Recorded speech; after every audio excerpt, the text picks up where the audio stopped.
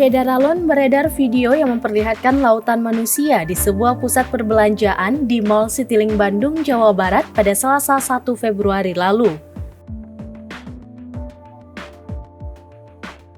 Dilansir dari Tribun Travel, setelah viral, Satpol PP Kota Bandung akan memeriksa pengelola mal. Kepala Satpol PP Kota Bandung, Rasdian Setiadi mengatakan, pihaknya langsung membubarkan pengunjung setelah mendapat laporan tersebut.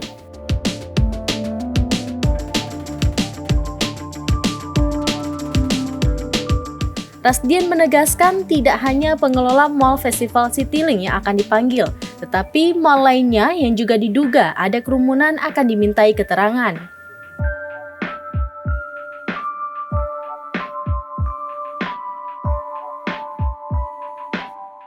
Sementara PLT Wali Kota Bandung, Yana Mulyana menjelaskan, Satpol PP sudah memanggil General Manager Festival Citylink.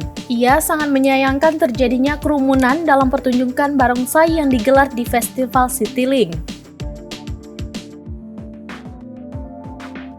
Yana mengaku sedang menunggu hasil pemeriksaan Satpol PP terkait peristiwa ini. Dilansir dari Kompas.com, pengelola Mall Festival Citylink Bandung telah mengakui kesalahannya karena menggelar atraksi barongsai hingga menimbulkan kerumunan.